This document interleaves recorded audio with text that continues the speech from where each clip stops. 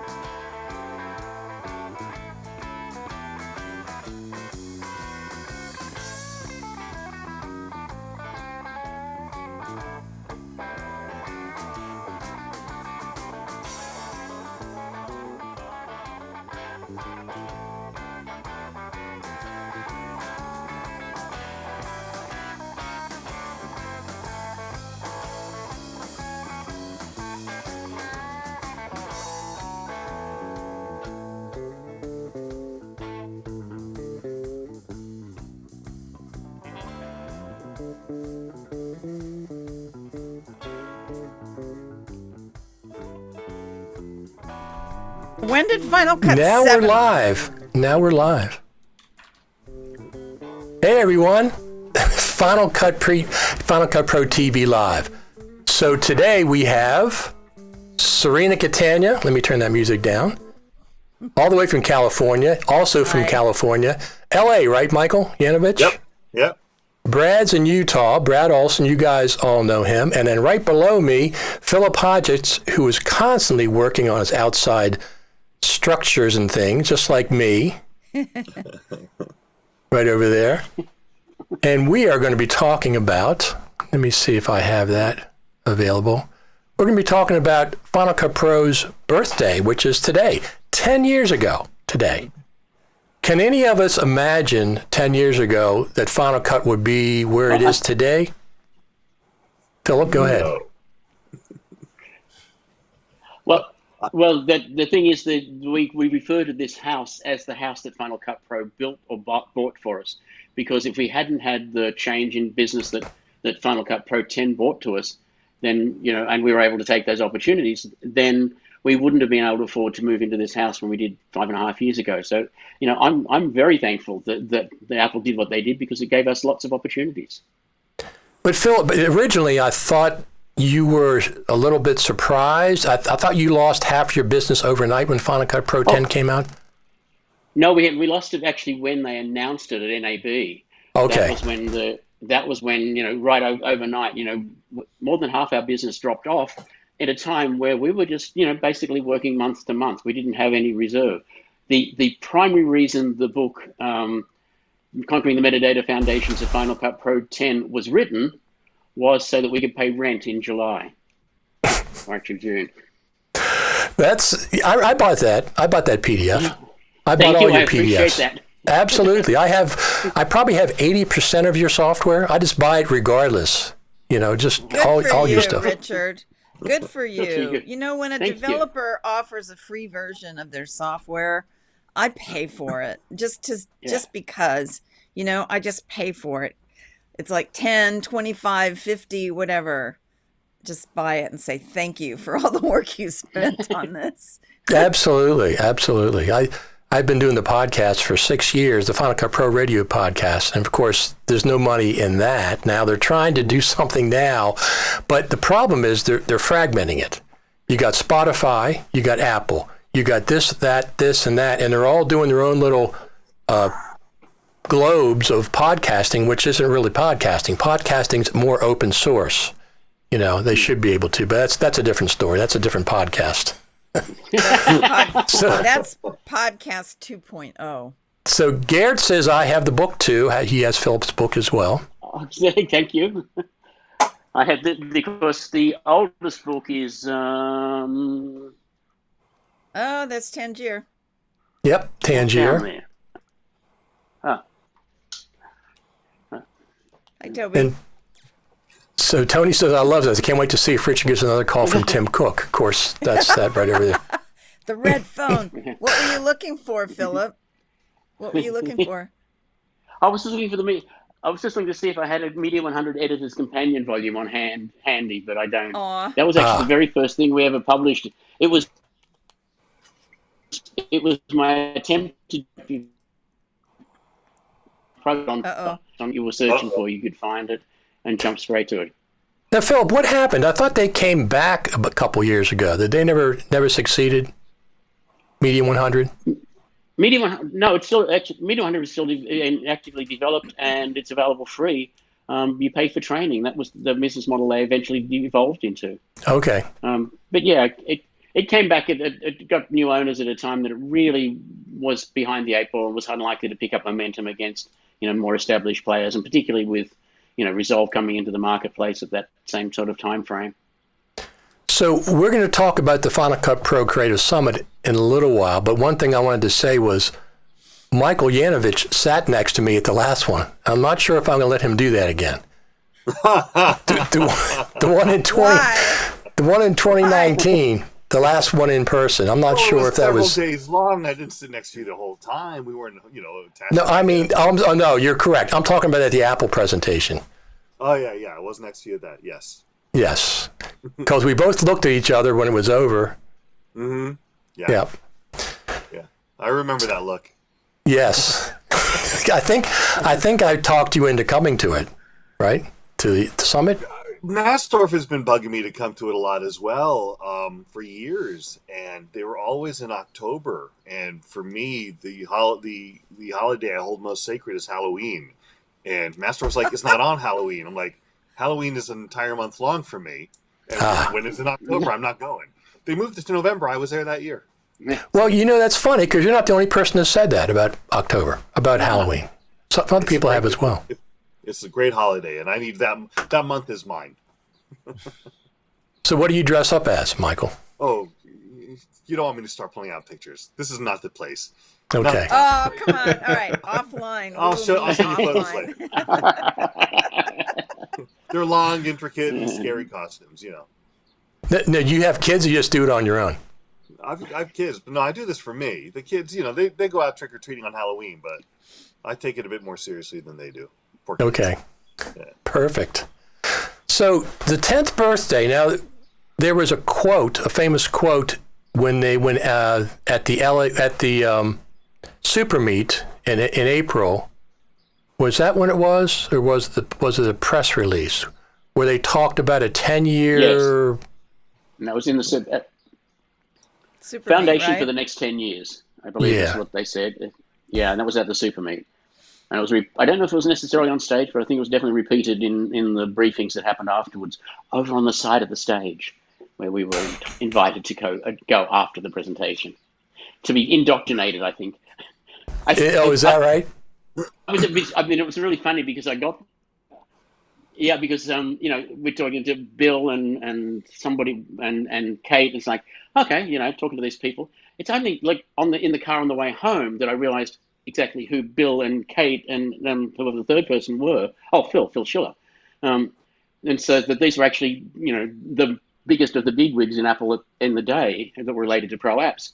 Or else I'd probably been a little bit more in awe or a little bit more self-conscious. Whereas I was just being me, and it's just like Bill and Phil and Kate. Well, surely should be Jill, and it's like, right. That's what I did.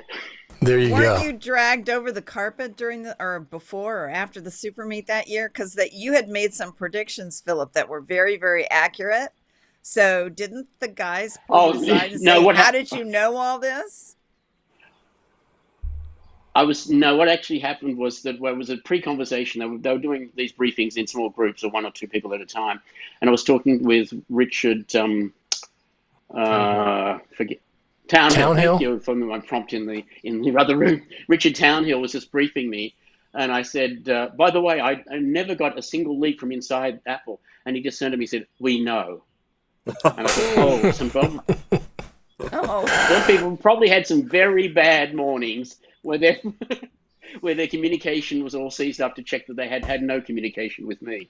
It's like, okay, I was just lucky at being about 85% accurate in the predictions. Yeah. But based on data points that had leaked or were publicly available. Right. But there were no leaks from inside Apple. So I don't know if anybody knows this. So did Apple start working on 10 when, like 2 years before, like when 7.0.3 was released, or before that even? I don't even know. I have only unofficial, off-the-record briefings on this. So I have anything that I say is probably untrue, may be true, may not be. It may have been planted with me to see if I leak things. So I'll say this, then it's all old news now. Between Final Cut 7 and Final Cut 10, there are a number of iterations of a new app. Steve Jobs has said, if we're going to have to rewrite it, we might as well reimagine it. And so there was at least one version built on the foundations of Final Cut Server for the database management. So think of merging the editing interface of Final Cut Pro 7 with the database management of Final Cut Server of the day. And then that went through a couple of different iterations before finally the word came down from above that, no, you are not reimagining, you're simply rejigging the same old things in different ways. Or words to that effect. And so in February of 2010, there was most of the team were redeployed within Apple. The existing engineers and quality assurance people and everyone were just redeployed within Apple. Our XML contact was suddenly working in iTunes, for example. It's like, oh, we can't ask you XML questions anymore. Right. And then, so they brought somebody back who had left Apple at the time to head their team. And so really and truly, the version that we saw at SuperMeet was probably in February, was probably not quite 12 months old from the actual original project being opened in Xcode. Okay. So, and it's to the team's credit, they were building a brand new app on beta frameworks. The reason we didn't have video out in version 1 is because Core Media didn't have video out written yet, and so they had to wait for the other part of Apple to finish that before they could actually incorporate it into their app.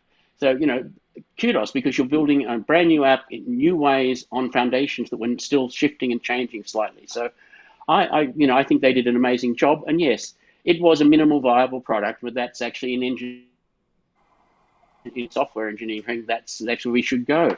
Because once you do that, you can then start to get feedback from your customers about what else you need. Lumberjack Builder would not be the app it is today if it wasn't for our first users. We moved a minimally viable product. As soon as people started using it, they said, can we have this? Can we have that? It's like, sure, but I hadn't thought of it.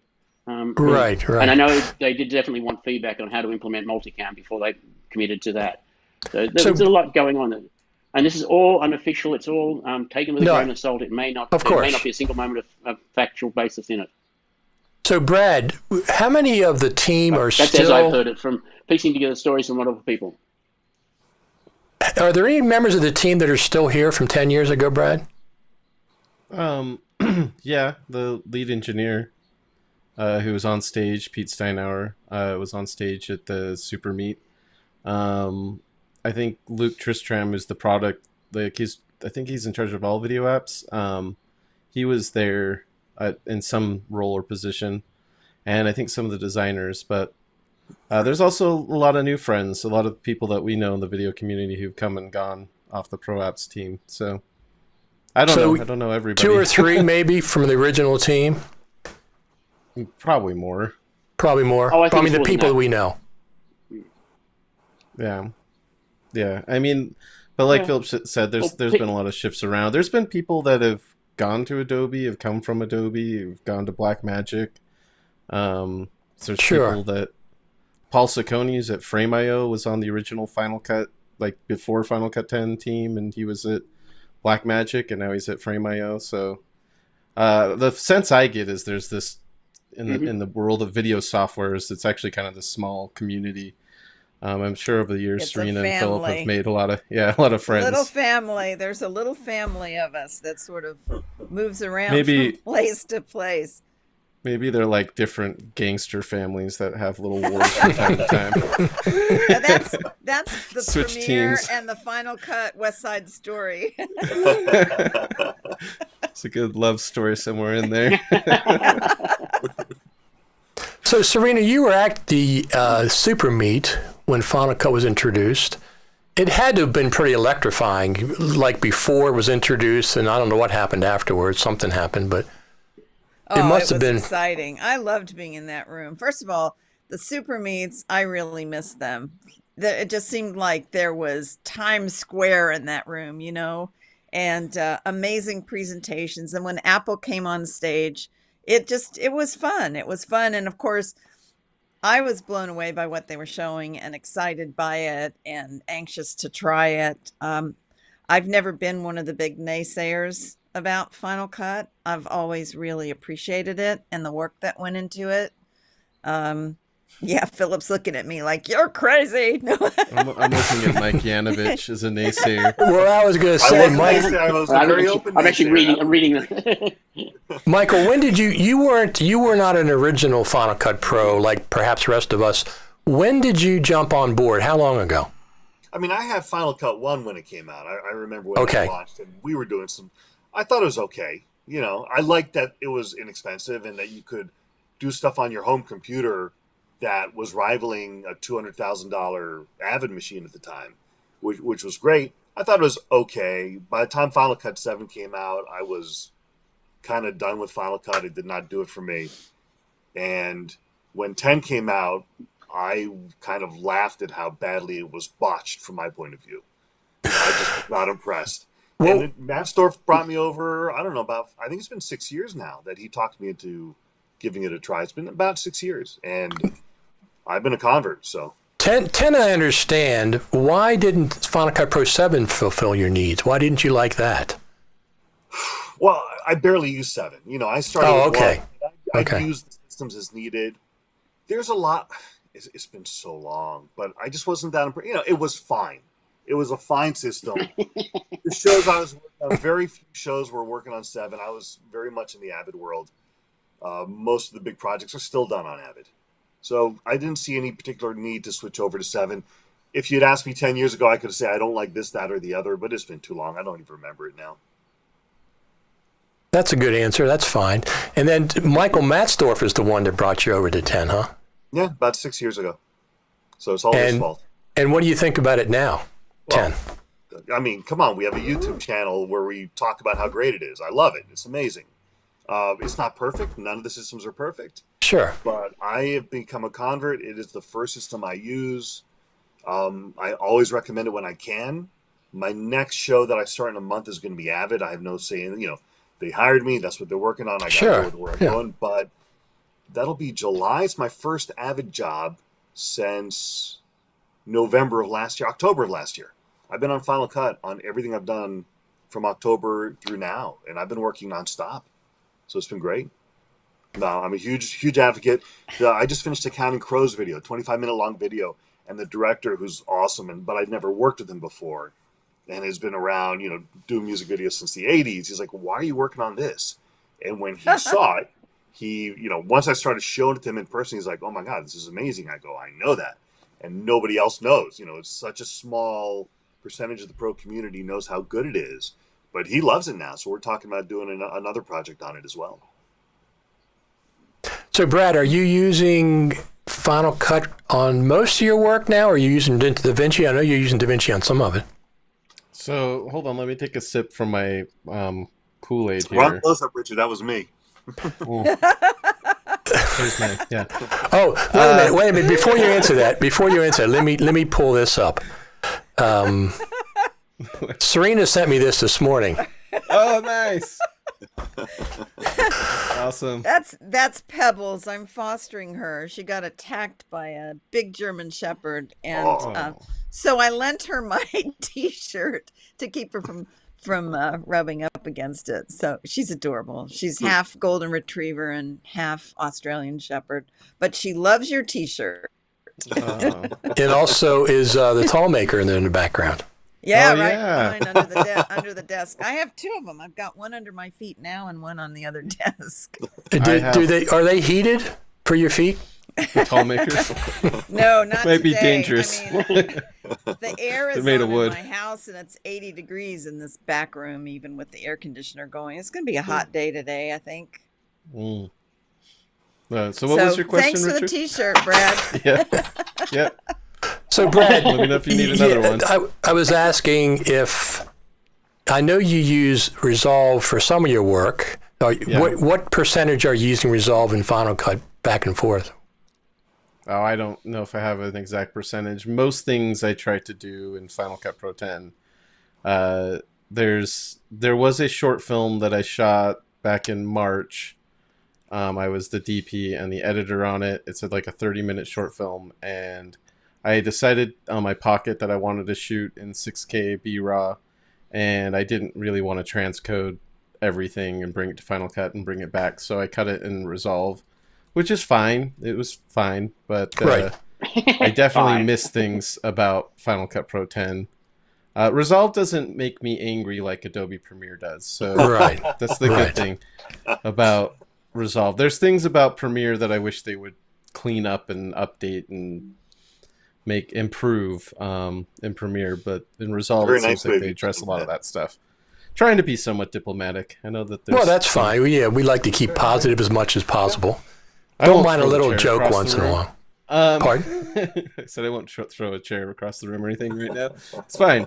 No, but yeah, and honestly, I use Resolve and Final Cut kind of together in a lot of things, because a lot of the films and projects I work on are going to be handed off to a post-finishing house for color and for DCPs or whatever else, or I might make my own DCPs for certain projects, and being able to import the XML from Final Cut to Resolve is awesome and works really, really well for me. I do a little prep and clean up, but so most things that I do end up going through Resolve. Not all the time, though. I did a whole feature film last year that there was just so many... it was like there's a lot of back and forth video chat stuff, and I did so much compositing in Final Cut. I didn't want to deal with reconforming that in Resolve, so I just did all the color and everything myself in Final Cut. So, do you think we're going to get B-Raw in Final Cut at some point or not?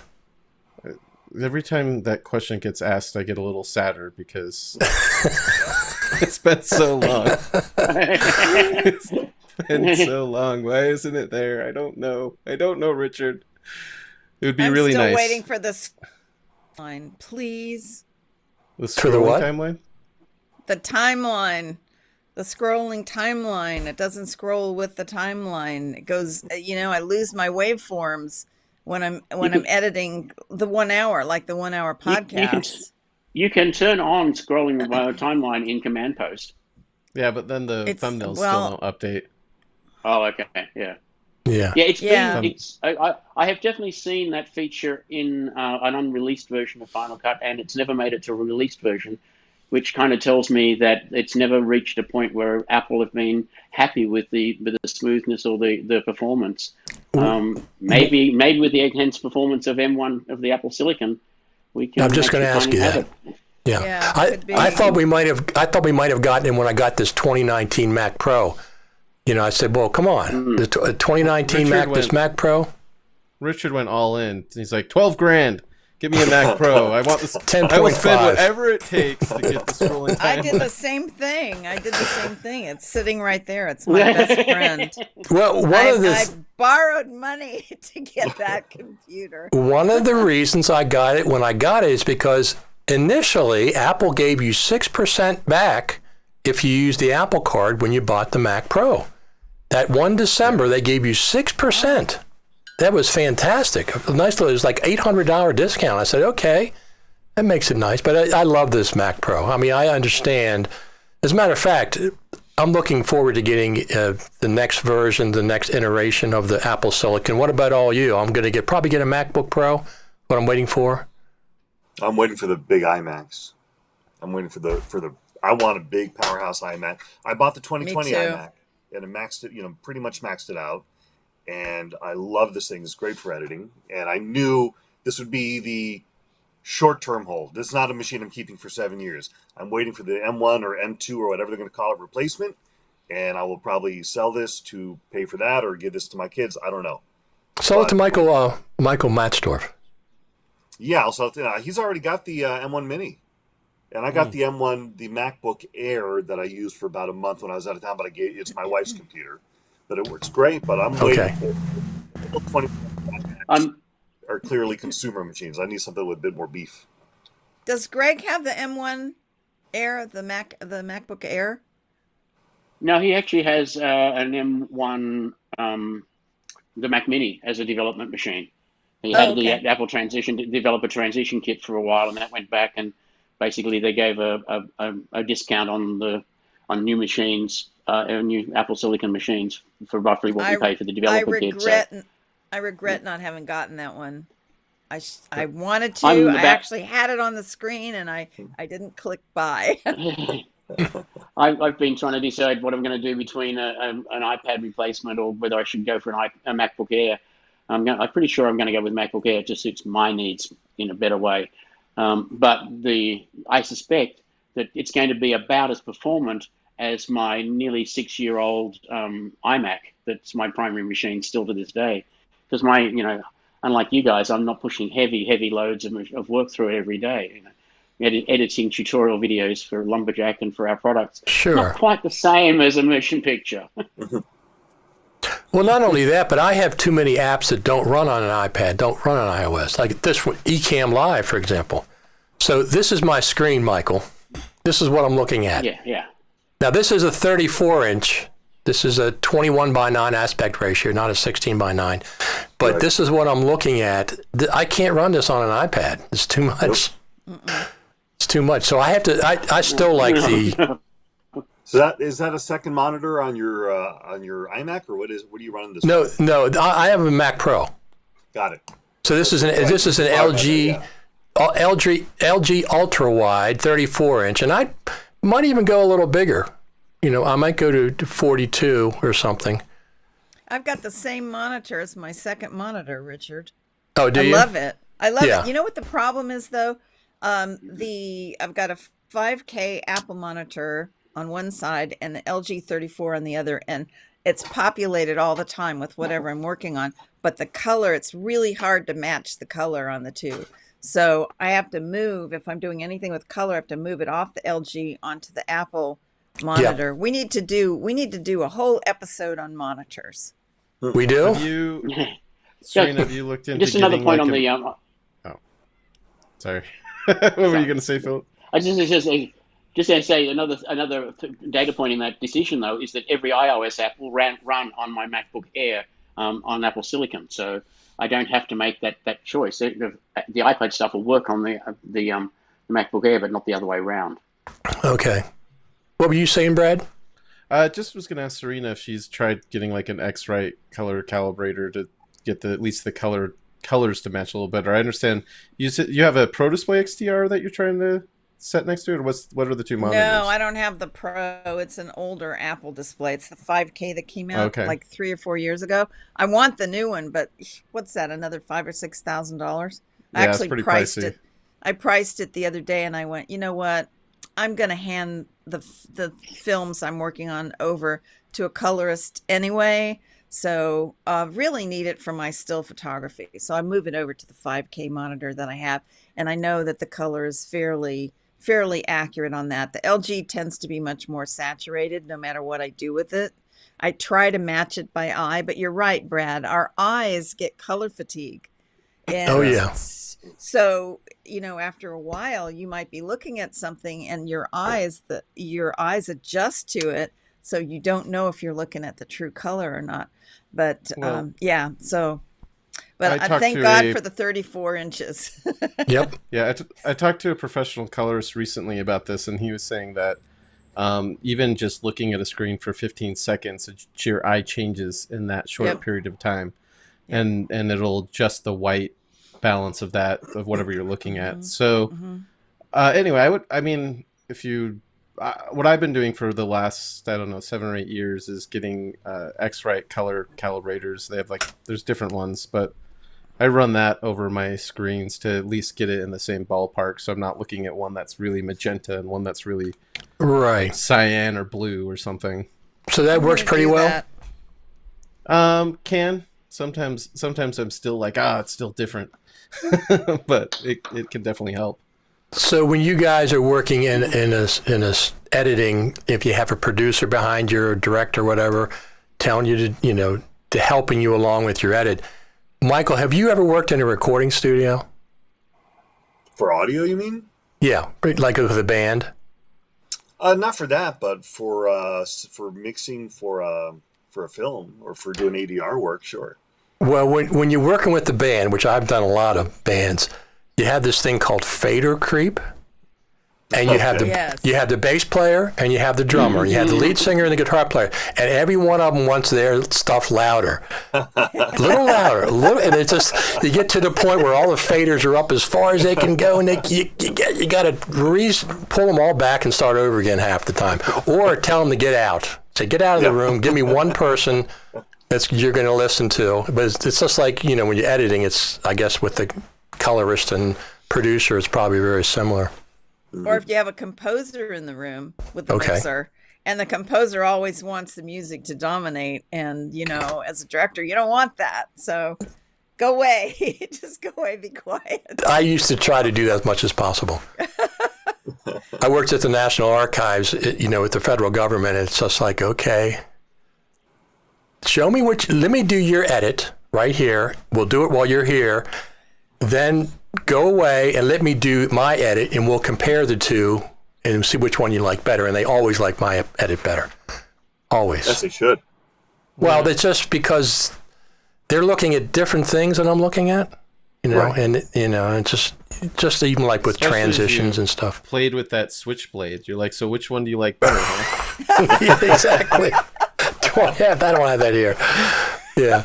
So Brad put yeah. that with such menace in his voice. You know? One thing that I always, when I work with producers, especially with the government, I make them send me a text file with everybody's names. So if I Oh, misspell smart. somebody's name, it's on you. It's not on me. In a lower third or whatever. Now, the archivist of the United States, he had a very strange spelling.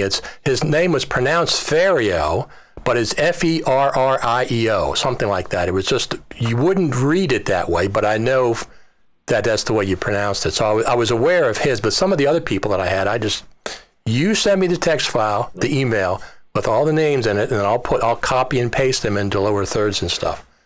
CYA. I learned that down there, for sure. Mm. So Final Cut, we had an update last week, 10.5.3. Yeah.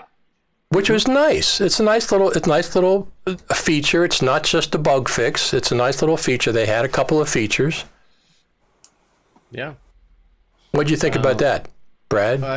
I really had been wanting that for a long time. The story that I tell is every couple of years I would go through and look at the columns and I'd think, why am I not rearranging these and customizing this? And then I would close down Final Cut, reopen it. Oh, they all reset. And then a couple of years would go by and I'd sort of forget that it does that behavior. And I'd go through in a library and I'd spend all this time in my, working in the browser, redoing all that. And then again, I'd have to remember that, oh yeah, it doesn't save your column layout. So Right. the fact that they finally addressed it is great for me because I don't get to feel as crazy or insane. I can actually save custom layouts and refer to them. And also the more enhanced kind of searching that we can do with the Right. search bar where you can narrow it down to, I think, is it text, markers, and there was one other. I think there's four. I think there's four things now. There's Notes, four isn't things it? that- Notes. Notes, notes. markers, text, and something. Everything. Everything. Sure. So Uh, what always gets me is something simple like the timeline view. How I make the icons, the film strip, and the audio. I'm always going back, and it always goes back to the default. Every time I open up a new timeline or a new project, I like that to stick. Whatever I set it at, leave it. I adjust the height. I noticed that will change. That does stay from project to project, but like when you create a new project, that's not this. It won't be the same. Okay. So like if you hand a library to somebody else and they open it up, it'll retain that view and the timeline that they set for that specific project. I know every time I say that word, Yanovich is cringing. Oh yeah, I'm sequence. Yeah, but I would like it when I start a new library. I actually, Yeah. Yep. Sorry, Philip, what were you saying? I actually remember when an engineering team member said we're just discussing off the record about I wanted to be able to search not only the metadata that's in the I'd want to be able to search both sides of it, the stuff's in the browser and the stuff's in the extended metadata at once. And he said, oh yeah, we're working on that. And it's like, that was more than 6 weeks ago. Like it was about 2 to 3 years ago that was like, yep, that's in the agenda. And I've been told it's always with Apple, it's 2 to 3 years from the time they decide to implement a feature to when the feature is released. And an example would be the metadata out of a BWAV. Because we got the call said, it's really important for a customer. Can you add that to Sync and Link? And so Greg added it to Sync and Link within about a week. It was added to Final Cut 2 years later. So that's roughly the cycle. So I don't know if you all know this, but Michael Yanovich has. That's why you buy software from small companies. Yeah. Absolutely. Michael has a Final Cut Pro Cabal in L.A. They have a secret meetings and a secret. Does this go along with the Halloween it's not secret costumes? anymore, is it? Is it? It's not secret anymore? You just talked about it. Oh, I'm sorry. Oh, you're in trouble now, Michael. Yeah, it's not my fault. I don't have the Cabal. I'm a member of the Cabal. Someone else. Okay, you're a member of the Cabal. There you go. I've heard about that from different people. There's a small group of us that we like working in it. We like spreading the word. We occasionally meet up for drinks and dinner. Nothing too secretive. Only occasional sacrifices. We're okay. Right. So, Mike, when you talk to a LA editor that's using Avid, what's the first thing you tell them to try to give them? No tracks. That's my opener. No tracks, and they don't get it, and it's hard to explain. But no tracks is the opener, and I always warn them if they give it a try, it's going to take them 2 weeks to just get the basics down to really give it a go. But when they do, and they learn how to work without tracks, to think about every single time that you're selecting a track, when you're going from, when you're changing characters, when you're adding music, when you're adding new sound effects, how often you have to change tracks and deal with that and do that management, and to have that removed from your plate permanently. And that if they actually give Final Cut a try and learn how to use it properly and see how fast it is, they will really feel the pain when they go back to Avid or Premiere, which I will be doing next month. And every time I go back, I'm like, I can't believe I have to deal with tracks. I did a show I did last year. They didn't want to use stereo audio tracks. They insisted on mono. And we had music with stems. So you'd have the bass and drums here and the lead keyboards and the secondary sounds. So each song had about 5 channels. But now you have to, I think it was 5 tracks per song. And if you want to do an edit, that's 10 tracks of audio that you're trying to manage and edit. And it's crazy. And then if you want to dissolve from that to another piece of music, you're now at 15 tracks. And that happened all the time. And I don't want to deal with that anymore, especially when you don't have to. It's not a big deal when you're in that world. It's just part of the job. But when you don't have to, and you're taking this huge leap back into the Middle Ages, it's really frustrating. So the no tracks is the one thing I try to sell people on. And it's really hard to wrap your mind around it until you see it. I prefer the term dark ages. I was saying I prefer the term dark ages. Dark ages. Going back to the dark ages. So I took the Resolve editing class a couple weeks ago. They had Blackmagic has a great training program, and it's free. Mm-hmm. It's really, really good. One of the things I was kind of surprised and jealous of is they have the ability to checksum media, bringing it in to Resolve, which we don't have in Final Cut. I don't even know what that means because I just don't detect it that well. If you're out, go ahead, Brad. It's a very DIT centric thing. So, are you talking about using the clone tool, or are you talking about just as you import media?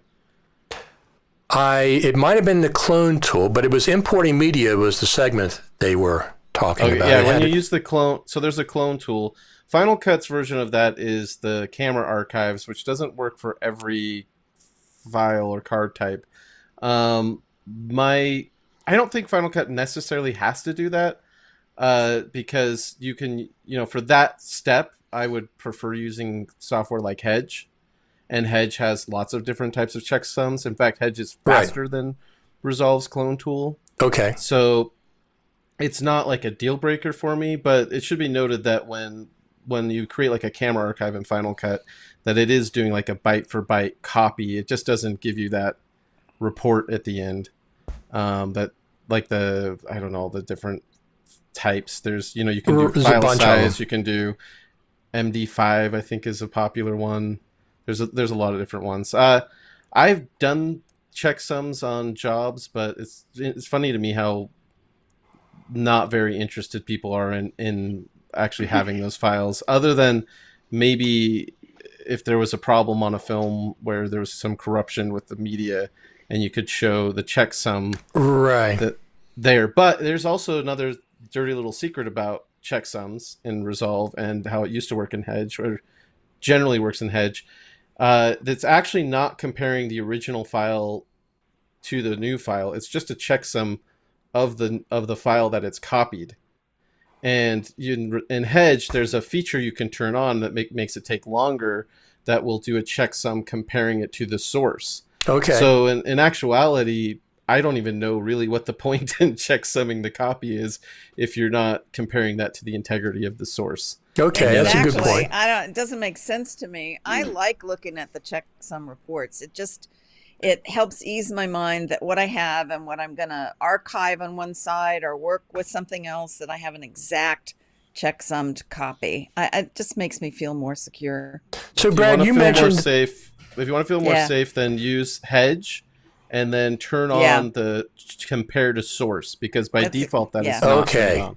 Okay, that's exactly what I do. That's exactly what I do. You mentioned that Final Cut's not working with some camera cards. I keep seeing that online. Camera archives. So if you want to make a camera archive, a lot of like the Sony or Canon really have the really crazy card structures. It'll give you the option to create a camera archive. But when you shoot on Red or ARRI, at least in the past, I haven't seen the option to make a camera archive of that, because I don't think it doesn't see that whole card structure, because the organization's a little bit different. Personally, I don't really care, because again, I'm using the third-party app, but a lot of times those files, like on the ARRI, for example, if you're shooting ProRes, it's just a folder with ProRes files, which is and same with Blackmagic cameras. I like that much better than the bizarre, like, for example, Sony's folder structure with all the different sidecar files. And when I work with Premiere editors, a lot of times they're just like, so you just want me to pull out these video files off the card, right? And I'm like, no, you have to copy the whole card for Final Cut to see that media. But a lot of people start breaking those card structures apart, which is why I prefer the way that Blackmagic, Red, and ARRI do it, because it's a lot simpler in terms of the structure organization. I keep seeing problems, people having problems. That's why I asked. Yeah. I don't know. I don't know what. Brad, is it still this way? I mean, with the camera archive, you have to unpack it before you can see what's inside the files. Right? Well, it's just a bundle. So you can, in the Finder, you can right click and say show contents. Okay. And then what so they don't actually have to unpack it, because I was unpacking them in order to see what was inside. You just taught me a shortcut. No, you can just look. I just learned something. Right click it. Now, the other thing, the reason why you would do a camera archive workflow, I haven't done this in 5 or 6 years, but the reason why you would do it is A, to have that kind of byte for byte verified copy that Final Cut does, and B, the camera archive reads in the import window like a card would read when you insert a card, like an SD card or a compact flash card or whatever. It reads like a camera card. So that's the reason to do it. I started having issues with a couple different, like I was making camera archives with the Blackmagic cameras, and it just wasn't working right, and it would miss files. So I stopped doing that entirely. I have used the clone tool and Resolve on DIT jobs quite a bit, just because I already have Resolve.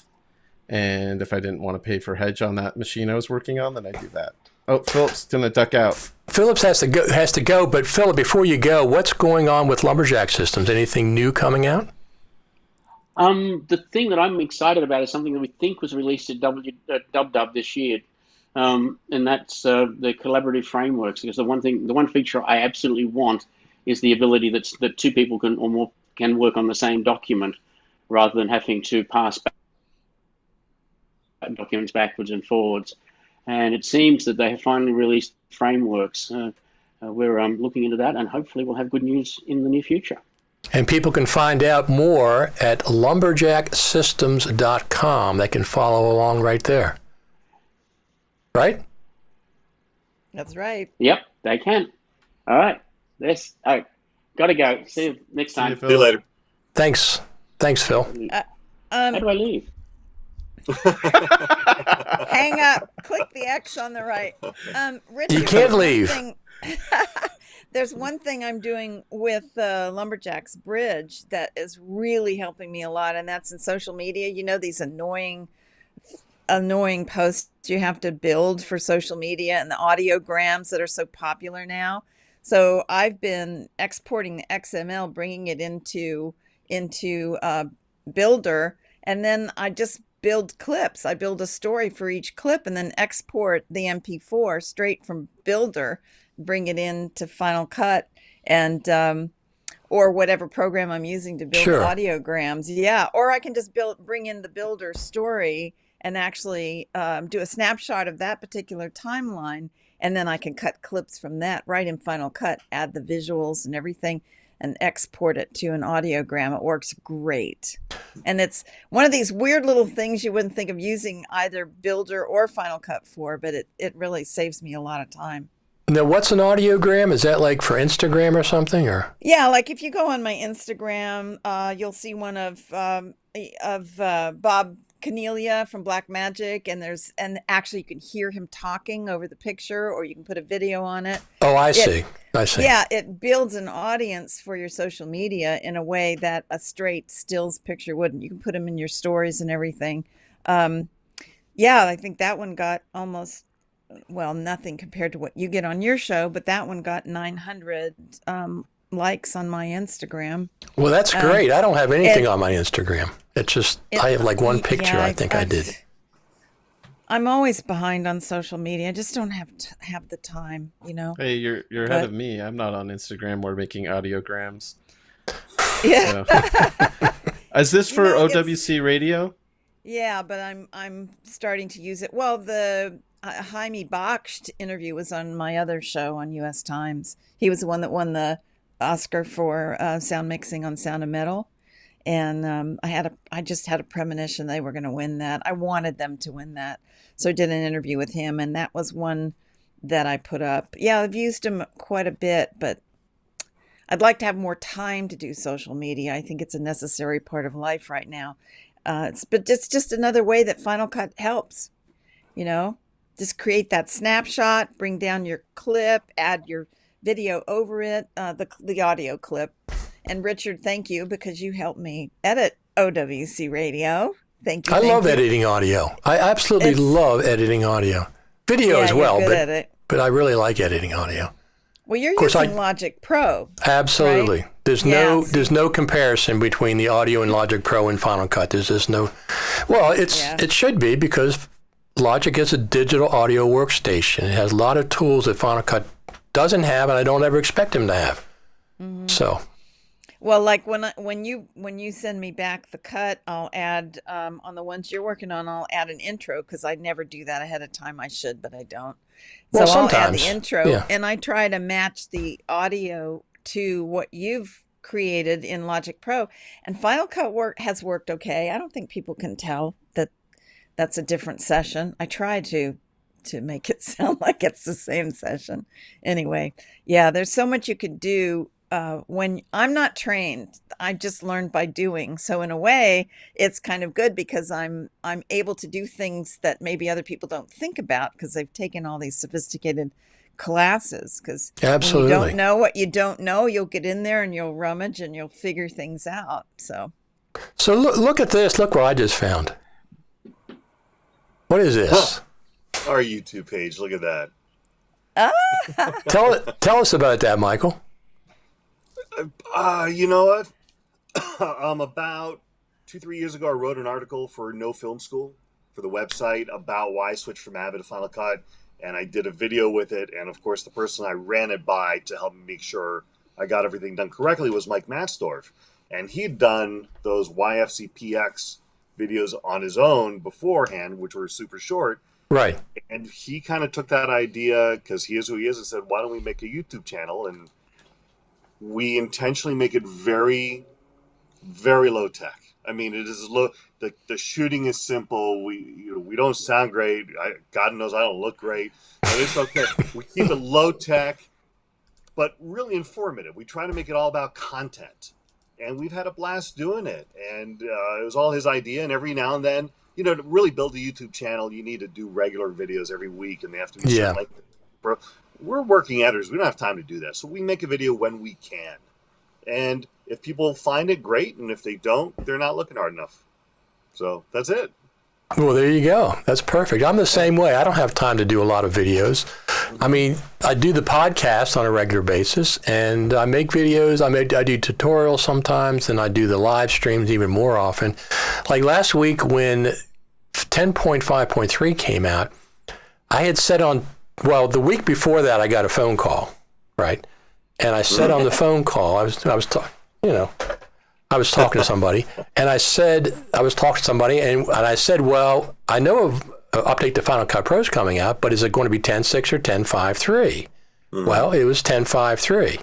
Tuesday, I was on Twitter, and I said, is today Tuesday?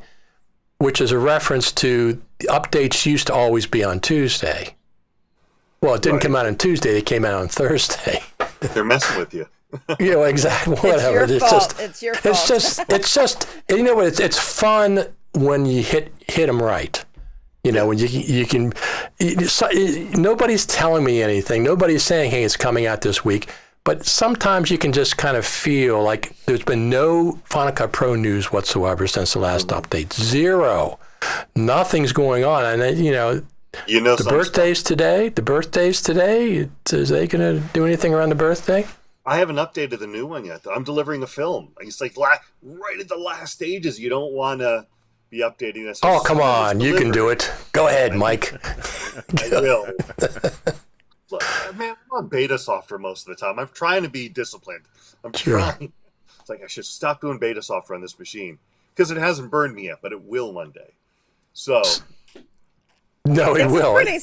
It's a pretty simple update. I wouldn't be afraid of it. But I'll tell you what happened to me. The last Final Cut update, no, it wasn't that. It was when I went to Big Sur. When I updated the Big Sur, all of a sudden QuickBooks wasn't working. And I couldn't get into any of my accounts. Nothing. And I'm dealing with support on QuickBooks, and they weren't ready for a while. So I sat there. I could not access my accounts. Yeah. Got to be careful. But absolutely. This Final Cut, this update on the new Final Cut was really easy. I've got it running on my iMac for the social media. Yeah, I'm sure it's going to be great. I'm literally, as soon as we hang up, I got to drive this footage over to the distributor because they're waiting for it. So once that's all done and it's past QC, I'll update Final Cut to that. Well, of course. I have not updated the Big Sur. I might just go right to Monterey. I'm on Catalina. I updated a Big Sur last week on my MacBook Pro. So just barely. I kind of do that. I wait for them to announce the next one, and then I get on the previous or the current release, I guess. And then when Monterey comes out, I'll probably wait another 6 months until they announce the next thing next year. So you're disciplined. I jump on the betas like an idiot. Well, this Ecamm Live, which I'll put up here again, this is beta. Now, because the beta has the features weeks or months ahead of time before everybody else gets them, and they're really, really good betas. They're really, the brothers that make this, a couple of brothers, the betas are more like, gold master releases for the most part. So, some beta. Since my page is still up, since I can see it up there, the last videos we did were the Greg protocols, where our friend Greg Daria, who works on... He's done a bunch of the Fast and Furious movies and Star Trek with Justin Lin, but he's done a bunch of indie films, and we got him to try Final Cut. So those are our latest videos. Getting a seasoned Avid editor who is he is very open about it. He is not a tech guy. He is not into learning new software, but he wanted to give it a shot. And it was a really cool experience and a learning curve, and it went really well. I remember the first Final Cut Pro Creators Summit in Cupertino, not the very first one, but it was actually the second one, but the one in Cupertino, they were talking about doing that film. I forget which film it was. You remember, Brad? Foxtrot? No, before that. Focus then. They were talking about editing that in Final Cut, and they went to Apple and said, hey, do you have another tier of support or whatever to help us in case and they referred them to Apple Care. I'll never forget that. They referred them to, well, this is Apple Care. You can get Apple Care. They said, no, that's not what we're talking about. That's not what we're talking about. That was Creator Summit 2016. Yes. They had come out with these Whiskey Tango Foxtrot, but that story is about when they were doing Focus.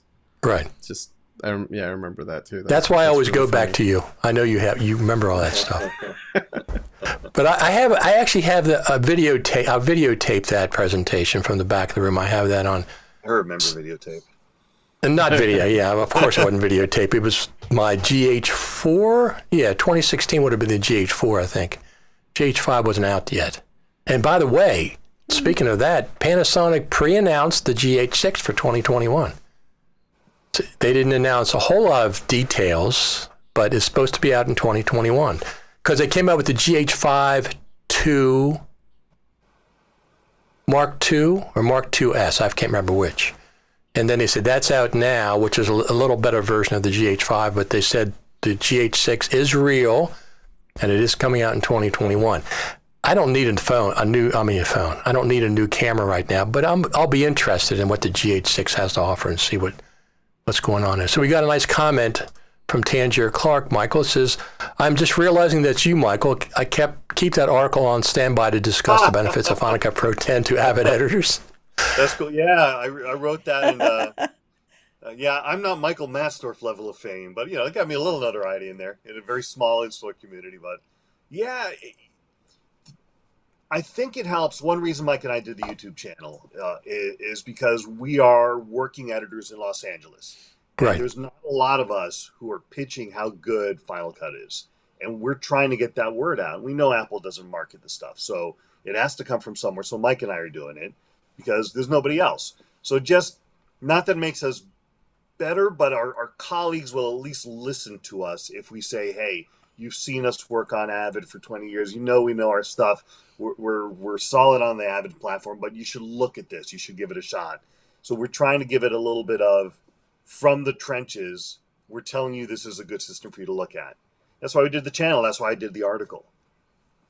What, Mike, would help you, say if like Final Cut 10.6 was coming later this year, maybe at a creative summit or something, what do you think would help you win over some of those avid editors a little bit more? Or like when they do give it a shot, what are some things that they are like, I really love this and this, but here's some areas that make it not usable in my environment? The biggest one, and I don't think anyone's surprised by this, is collaboration. That is the missing keynote, the missing keystone that we desperately need, because Avid, Premiere's working on it. I don't know. The one time I did collaboration on Premiere was a technical nightmare. I don't want to relive those days. It was so bad. Sure. And I've heard it's improved, but I have not tried it.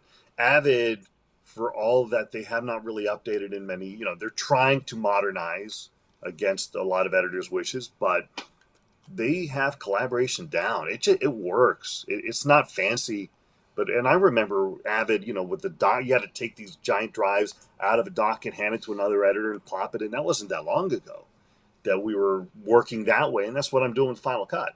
I have to take this and I have to zip up the library and send them the it's a lot of hard work to share between multiple editors. And the shows I work on often will have 10 editors, 5 assistants, story producers. A lot of people working on this, and that's the one missing feature that I can't tell avid editors, you got to switch because of this.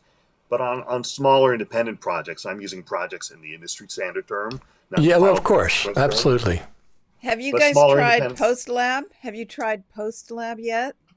I've played. They do a nice job, but it's still the same thing. It's the handing off instead of in Avid.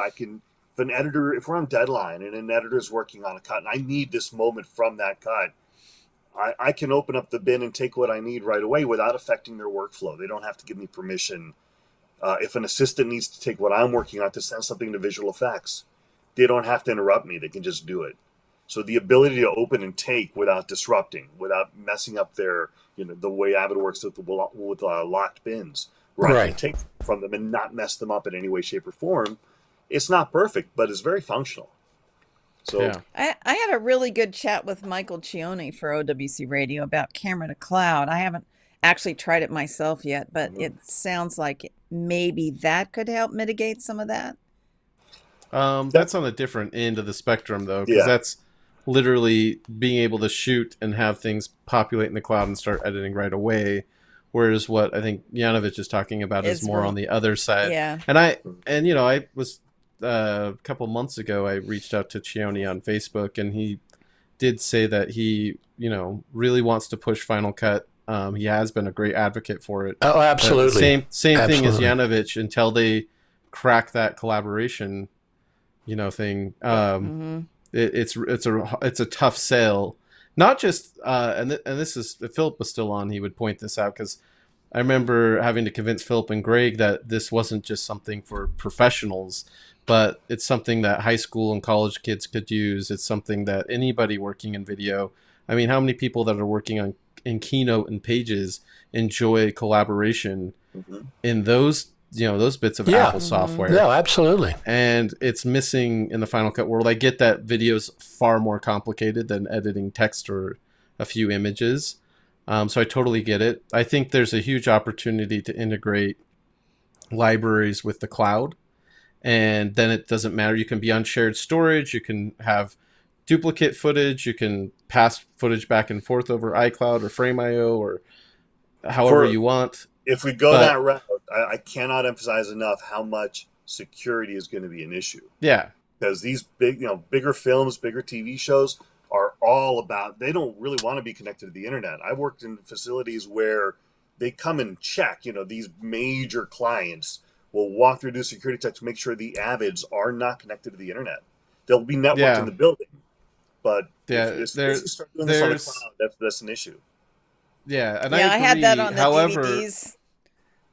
So I was going to say I had that on the DVDs for MI3. We were not allowed to collaborate at all. Everybody had to go to the offices and work there locally. One of the editors took stuff home and got into trouble. Yeah. Oh, yeah, absolutely. I do think, though, security and privacy is going to be something that, like you mentioned, camera to cloud, which is what Chioni's pushing through Frame.io and Frame.io itself. I think that there's going to have to be a point where we figure out what are the acceptable risks / what is the way that we can make this super secure through the cloud. And I think in some ways the cloud can be more secure than having locked off stations. And the reason why I say that is, for example, on Frame.io, if you have an enterprise account, anybody who accesses footage on Frame.io, you can set it so that everything is watermarked ID'd according to the user that is pulling that media off of Frame.io. So that in a way could be more secure because it pinpoints who's the source of the leak.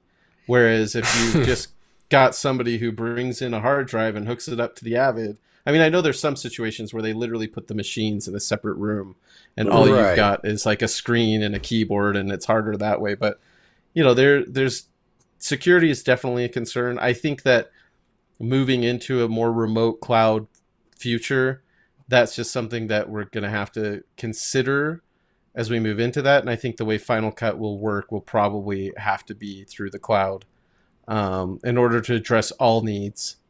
But maybe there's an offline version of that. I don't know exactly. I have to tell you, Chioni convinced me that their security measures for camera to cloud are pretty stringent. I've never been, and I told him this during the interview, I'm like one of these people that hates working in the cloud. Don't trust it. I've been hacked too many times.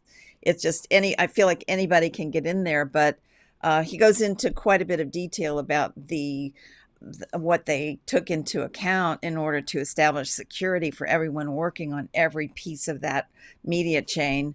And I thought it was pretty interesting, including things like they could put a time on it. In other words, somebody would have access, but only for a certain amount of time. Right. Everything is, so it's pretty, it feels like it's pretty secure. We'll see. It's changing my mind.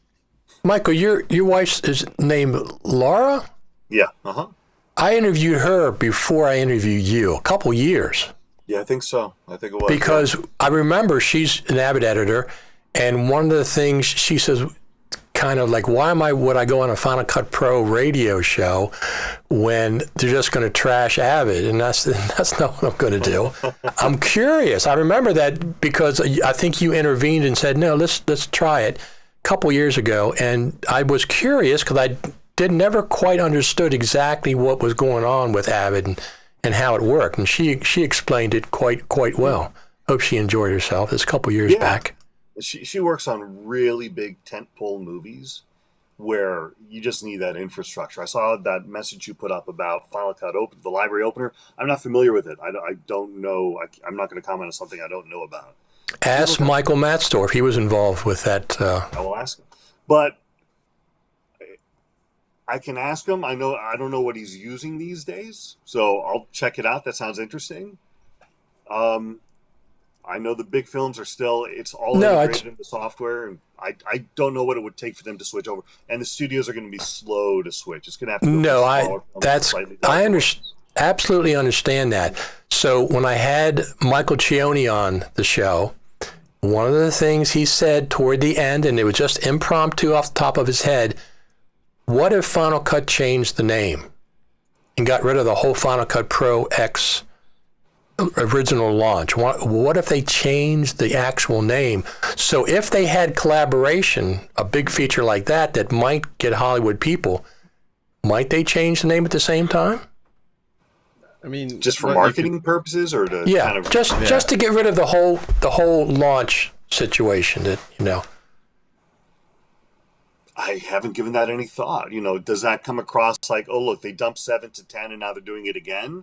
Because you'd also have to let them know, oh, your previous versions, your libraries are still working. Well, they would have to still work. They have to still work. 7 to 10, two different applications. So that was something they could have smoothed over. I listened to that, and at the time I was kind of nodding my head. Yeah, that could be interesting. There's two things I'd say. One is they did drop the X, so they kind of, we just went back to the Final Cut Pro name. Right. And then the second part is it's been 10 years, and I don't think they necessarily have to do that. In fact, I'm going to pull up a quote here that I found the other week that I thought was really interesting. It was from George Lucas, and they did like a video about George Lucas and the digital revolution for Star Wars behind the scenes stuff. Right. And he said, there's a social drag on how fast you can take an idea and turn it into a reality that is actually part of the social system. It takes about 10 years for people to kind of get their head around it, from the point where it's introduced to the point where they accept it. And on this 10-year anniversary, I feel in the last year, I've seen a lot more Avid and Premiere editors warming up to the idea of trying Final Cut. The 90-day free trial thing helped. Yeah, that was great. And what Yanovich and Matsdorf are out there preaching, I feel like there's starting to be some cracks in that dam, if it were, of people who are like, nope, I can't get past this. I'm seeing less resistance as well. Yeah. Yeah, so I don't know if it's necessary. I think there's a warm, fuzzy association with the name from 20 years ago. And I think it's more about a comeback. Maybe Matsdorf, I think, has suggested that if they do, say you get the app, it's Final Cut Pro, but then you want the collaboration, there's some sort of like studio version that is more like unlocking that collaboration for features for editors, and that maybe that's a different model and a different thing of where you can actually put media and libraries and whatnot and share them through the cloud. That could be a way to kind of address what Cioni's talking about as well. But to scrap the name entirely, maybe a couple years ago I was like, yeah, that makes sense. Now, not so much. I think people are willing to accept change now. I think maybe just dropping the X might have helped. I got a kick out of when we went to the last virtual Final Cut Pro FCPX Creative Summit, that the Final Cut Pro team said, yeah, we dropped the X or the 10 or whatever you want to call it. They said X or 10 or whatever you want to call it. I get a kick out of that. I know it's 10, but I always called it X because it's just... I do too. Listen, I put a compilation video of people pronouncing Final Cut Pro 10 as X, and two people that are on it, Steve Martin said X when he first introduced it, and Mark corrected him right away, but I still have that video. And the guy that wrote the Final Cut Pro training manual for audio in Final Cut Pro, Michael somebody, I forget what his name is. He wrote a manual for the original training for audio in Final Cut, and he said Final Cut Pro X. I mean, everybody does. It's just exactly. Hey, I got to get rolling. I'm going to X myself out right now because I got to go deliver this film. Okay. How old is your box, Michael, before you go? How old is the box for the original Final Cut? I have it, and I'm trying to remember what year Final Cut first came out. Oh, man. Do you remember? I remember what I was 1999. Yeah. Was it 99? You Yeah. win the trivia contest. Okay. Yeah, that's when I moved to LA. It was 99. I remember getting it. We were doing a pitch back then, so that sounds about right. Yeah. All right. Thanks for having me on. Thanks everybody. We'll see you guys. Absolutely. Thank you. Great to Thank see you, you. Mike. Yep. I'm gonna have to leave too, you guys. I'm gonna. Brad, did we lose? No, Brad? I have to Look at my change hair. this. I have to Look at my change nice hair. this. Oh. Sorry. And I got my head I- tilted. Should I have to go and let you change, guys sorry. talk? Should I go and let you guys talk so you could change the windows all just No, one time? there you go. I had him pre-set up trying to guess who was going to leave whatever first or whatever, but sometimes it doesn't work out. I mean, I got to do all this stuff in advance. I'll make up the different screens. I make these punch outs in Keynote, I think. Yeah, I think I make them in Keynote. Make Do the you really? transparent. Yeah. That's what seems to work pretty well with people that use Ecamm. They do tutorials, and that's what they use. Ecamm has a whole very, very robust community. They have a public beta page, and then they have the public, just the general page. So they go that way. So before you go, I want to just pull this up. Let me see. So one of the things, like we got this graphic here, and that was Pebbles. that was the one. Pebbles. But I got this guy this morning, so I had this up on one of the web pages, and he goes, "Hey, why are there only 4 candles on the cake that I had?" That's because that's what the graphic had. That's what it had. It was just 4 candles. Well, And then I couldn't see your. I don't know how to see the chat when we're a guest. Is there a way to see the chat, Richard? If we're a guest? Are you monitoring the live stream? No, I'm on. Should I monitor? Should I go to Facebook or something? No, I thought, Brad, can you see the chat? I don't have the live stream pulled up, but you do put the comments up every once in a while, so I see those. Wait a minute, what the heck? Where is it? Hey. Here we go. Here we go. Now, I had one with titles, one without titles. So it should be, tell me this. Can you see that comment? Yeah, when you bring it up. I see. Mads came on the screen and he was saying they use Final Cut on 40 plus shows. They're in, is it Denmark or Norway? I can never remember. Denmark. On Metronome. Yes. I know a lot of people might be saying hi, and I always like to say hi back. So I guess I'll just say hi back to everybody that. Well, I try to put all the comments up unless they're inappropriate or if they're. I always have to monitor the the YouTube channel, so I can delete somebody if some weirdo comes on or whatever, because you never can tell. Yeah, just in case. Just in case. Happy birthday, Final Cut. Happy birthday, Final Cut. Before you go, Richard. Before you go, I want to pull up one thing here. I'm gonna be embarrassed. I can probably tell you. No, it's. Let me see where the heck that is. Well, there's a couple things. Number one is the. I lost. Oh, there you are. The notes for Final Cut Pro, the notes page, brand new in Final Cut Pro 10.3. The people that do the documentation for Final Cut are a great group of people, and they do a good job with that. Well, you know what? While you're on that, Richard, I wanted to ask you guys, because they said one of the new features is sorting by media type, but we can already do that, can't we? I mean... No, so this is... What's the difference? So before, you might be able to sort by,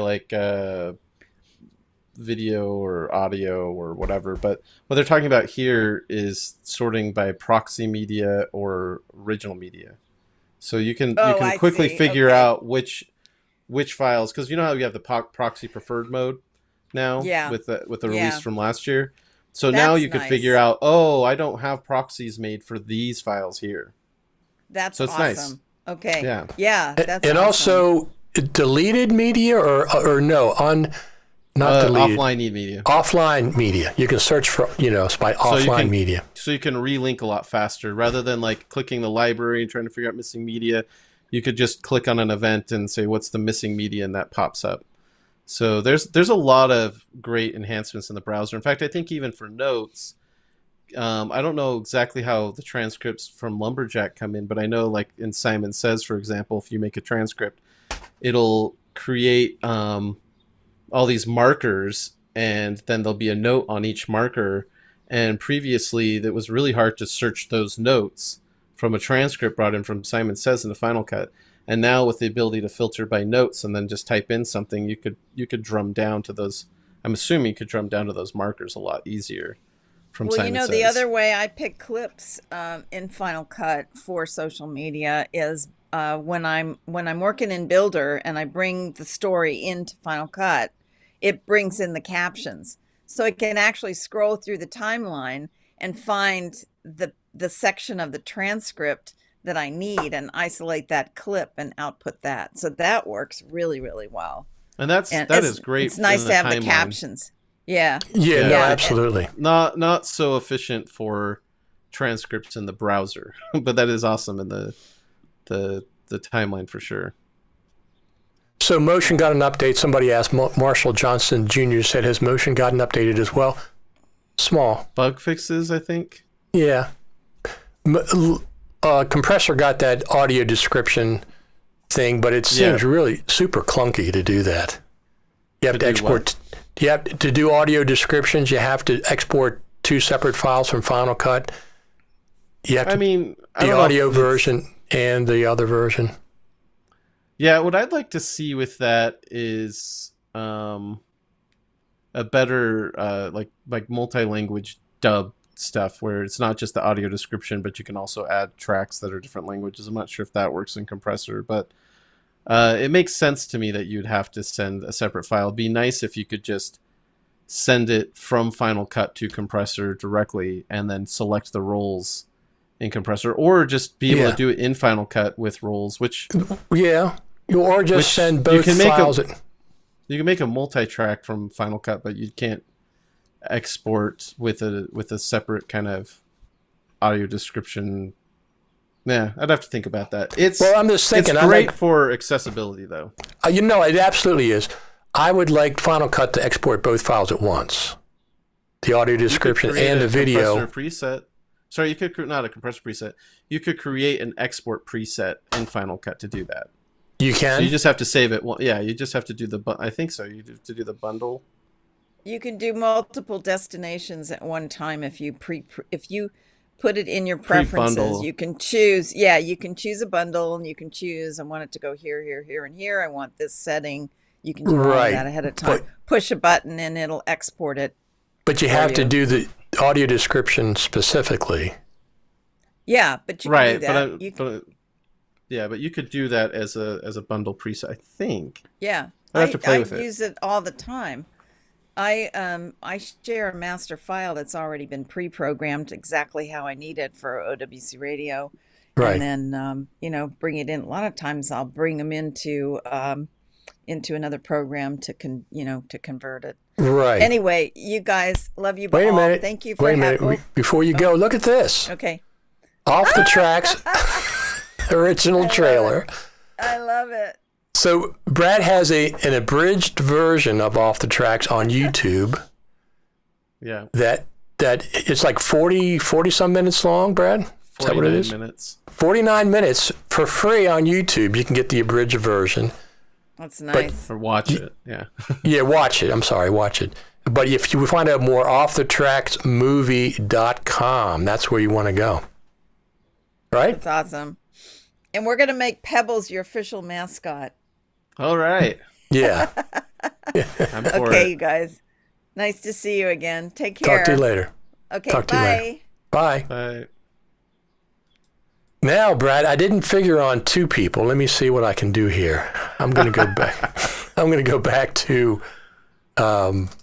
me solo, and then I'm going to add you in. There you go. Hey. Side by side. Absolutely.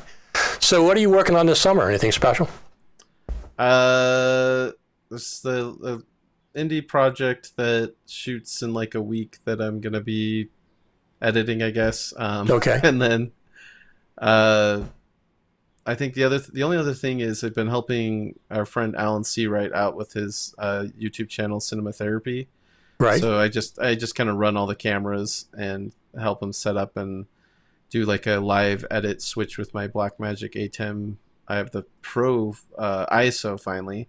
Oh, you did get the Pro ISO. Okay. I did, yeah. So I finally got that. So I used that to kind of do a live switch of their shows for Cinema Therapy, which is basically Alan is a filmmaker and his friend is a family therapist and they're both obsessed with movies, obviously. Okay. And they kind of do a more psychological breakdown of, you know, characters and things from movies to give people some therapy.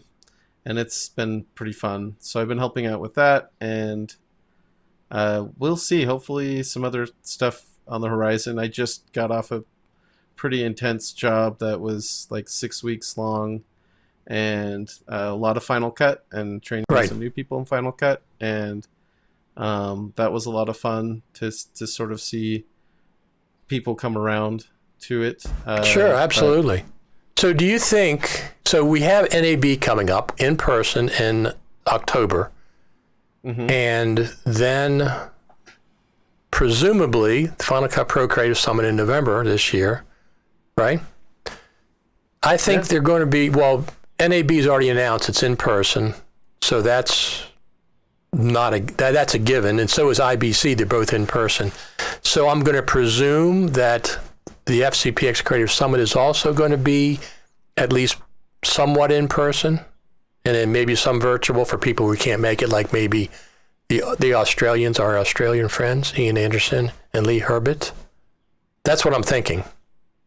They might Lee Herbert, not Lee Herbert, and I know he pointed out on social media recently that his name gets spelled wrong. And then I looked at him like, oh, I spell his name wrong too. I don't even think about it as I'm typing it. But, no, you have to watch auto. You have to watch autocorrect on that one for sure. No, as a matter of fact, I had them on a couple weeks ago, and I mentioned that. Yeah. Yeah, I hope that we can get as many people together in person as possible, especially with, you know, vaccines, and we'll see how this year goes. I really, really would like to get as many people as possible. I'm sure that they'll be somewhat hampered by international travel in different countries and different ways. Right. So I think they'll have to do a hybrid event to really, and I think that was, for what we could do at the last Creative Summit, I think that was good. Yes, it was. I actually met some new people and made some new friends, but I definitely miss the in-person and being able to just, they would do breakout rooms where we'd have conversations, but it wasn't as fluid as being able to look over and, oh, I want to talk to that person. Sure. Or I've always wanted to meet this person, or I've always wanted to tell this person this. There's something about being at a live event that is a lot more fun for networking. Oh, absolutely. And so it'd be great to be back in Cupertino if Apple would have us out there, and maybe this time they can get us into somewhere cool. Who knows? But it'd be really fun if the Apple campus is open back up. I think they're going back to work. They're going, exactly. They're going to come back to work at least Monday, Wednesday, and Friday. But I think the teams are expected to do even more. It's supposed to be 4 days back. So. Oh wow. Yeah, so I think it'd be really cool, because I know that it's been teased at previous ones and it fell through, but it'd be really fun if we actually got to go somewhere in the Spaceship campus. Yes, Apple it would. Park. So I remember, and 10.6, right? And maybe they can finally roll out that collaboration thing that's been eluding us for. Well, that and an audio mixer. I'm on audio mixer. Audio mixer. I was going to ask Matsdorf what his top feature requests were, and I think the three he would say, because he said two of them, which was collaboration and then projects being called sequences instead of projects. And then probably the third one, but maybe higher on the list, is the dupe detection, which I know I hear from a lot of Avid and Premiere people will ask that. Does it have dupe detection? How do I turn on dupe detection? Right. And I'm like, sorry, it's not there. There's a used media range. That's the closest we get, but that's not the same thing. No, it's not the same thing. So those three, and then for me, definitely, I would love for them to build out that audio mixing capability. Yeah, for sure, absolutely. So yeah, when I yes edit to protection. When I edit in Logic, I can have 4 or 5 audio tracks. Mostly podcasts is what I do, and I don't have to switch tools to do a range selection.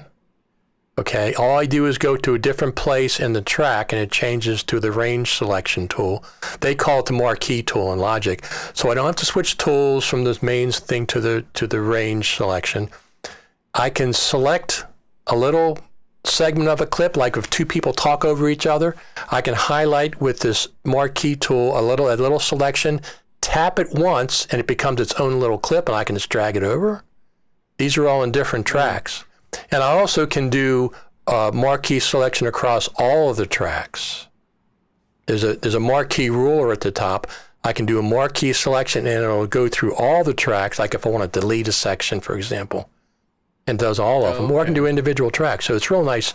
That's one of the real nice features. Plus the scrolling timeline. When I'm working with a timeline, it's an hour and a half long, and I'm dealing with waveforms, it's just stationary. Just the nature of video clips versus audio, I don't know if finding a place, because the tools in Final Cut are pretty responsive about where you put them. Yeah. So I don't know for sure if that first part would work, but it'd be interesting if you could range select and then drag across vertically and have an in and an out point pop up on multiple clips. The other thing that would be kind of neat. And then the other thing, or even better, is instead of doing an in and an out on the timeline and it does a range selection, I'd like it to look more like when you're inside a compound clip that's being used in the timeline and it has like an in and an out that are grayed out on the left and the right. Yeah. I would love something like that in the main project timeline, and being able to export a range there, because it's visually clearer that, yes, I'm going to be exporting this whole thing rather than I was just going to say selecting that. A range and being like, well, wait a minute, are these exactly. connected clips going to go out? Yep. And then the other thing is, maybe also that's a quick way to like delete a range on your timeline like you would in other systems. But maybe it's more the range selection that you're talking about for deleting would be kind of cool. We have a blade so I use it for deleting. Delete. I use it for deleting all the time, and also just moving a little segment around. Like I said, people talk over each other. As a matter of fact, that's on my list. Yeah, it's on my list. Let me see. There we go. A very short list of. Final Cut does so many things. It's not, you don't need very much more, right? So it's drag a range selection in the timeline ruler area, and it visually reflects that selection of everything below in the highlighted range for copying and pasting, et cetera, et cetera. Because that's what Logic does. So right? I think it'd be cool. Yeah, I think it'd be, when you're looking at that, there's a bunch of features when 10 came out that we didn't have. I have actually a list of this. I wrote them down recently. I'm just going to blaze through them, but that didn't have and then were later addressed. Of course, multicam XML broadcast monitoring, a source viewer, which I don't use the event viewer, but that was the things people complained about. Being able to export a multi-track QuickTime wasn't possible in the first version. There was the weird bug where if you changed the font of a title and then you closed Final Cut and reopened it, it reset to a default font, which was really annoying. Yes. On titles. If you selected a range of a clip in the browser and then you clicked on another clip, that range would disappear on the previous clip. You remember that? Like you'd select an in and out on one clip in the browser, click on the next clip, and it reset the clip before. Didn't have a selection. You have to use Option and Command, and then persistent range selection will stay. Well, I'm saying in 10.0. Okay, sorry. This was 10.0, 10 years ago. Things that weren't there. Gotcha. That they've addressed. A lot of these they addressed really quickly too. It was really funny that they had the import from iMovie button. Like that was a nice slap in the face for people who were calling it iMovie Pro, and you're like, I guess. And you couldn't do it with Final Cut 7.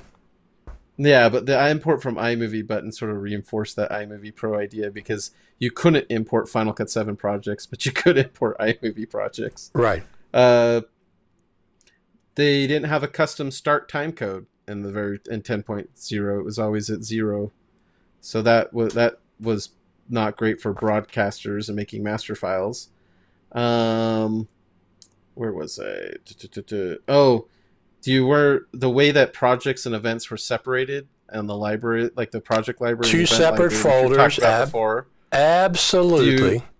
You couldn't hide them in Final Cut. You had to drag them into a different folder in the Finder, in order to not have them launch in Final Cut. Otherwise, anything that was connected that on a hard drive that had project libraries and event libraries would load.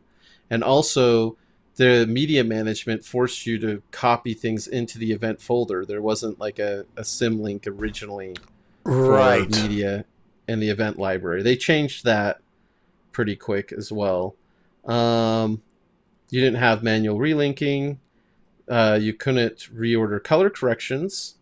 There were no audio rules, obviously. Right. In the very first version.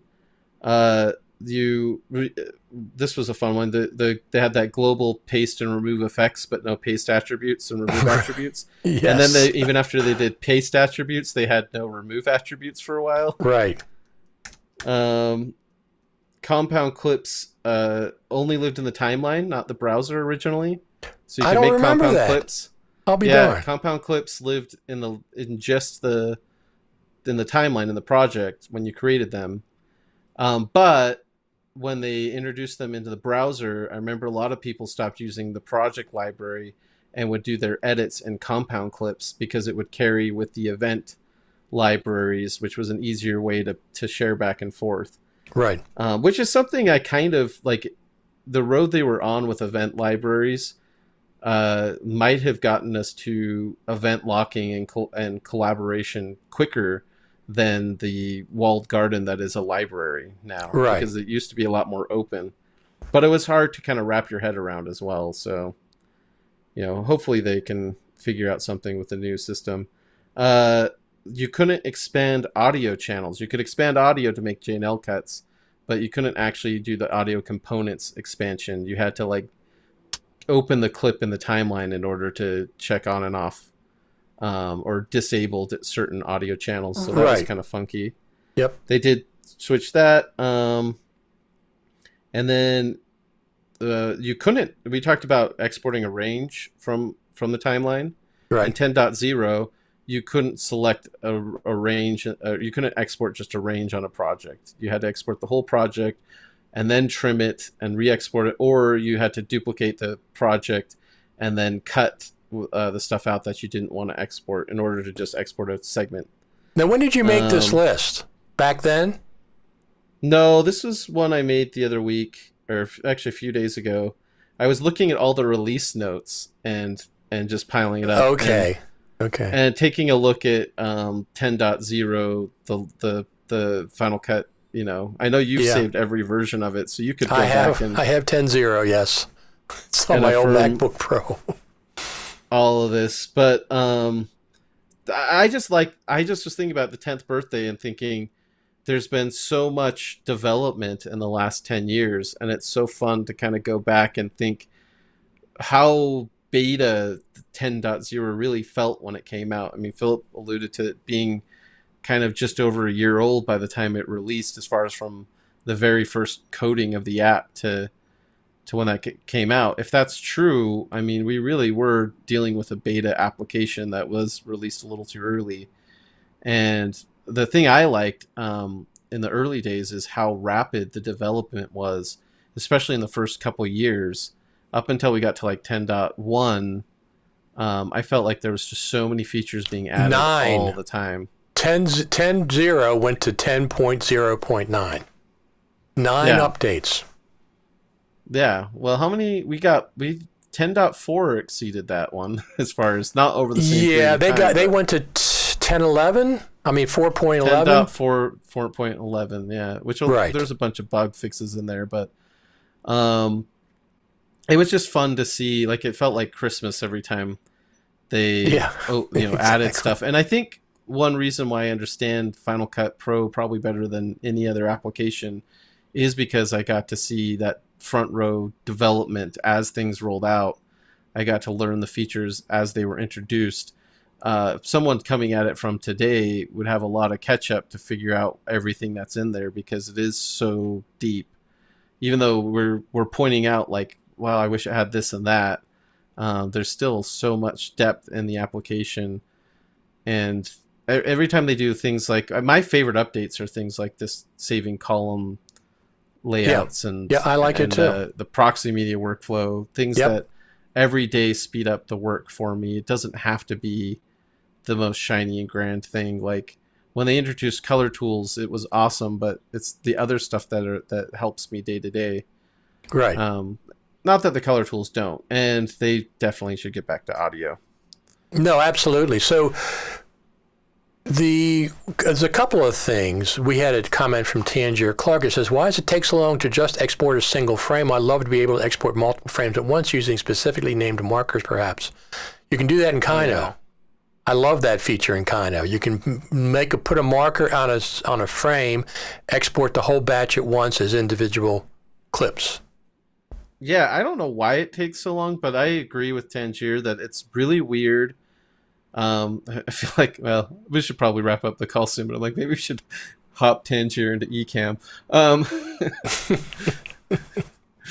If you want to keep going for another hour, Richard, you can send him a link.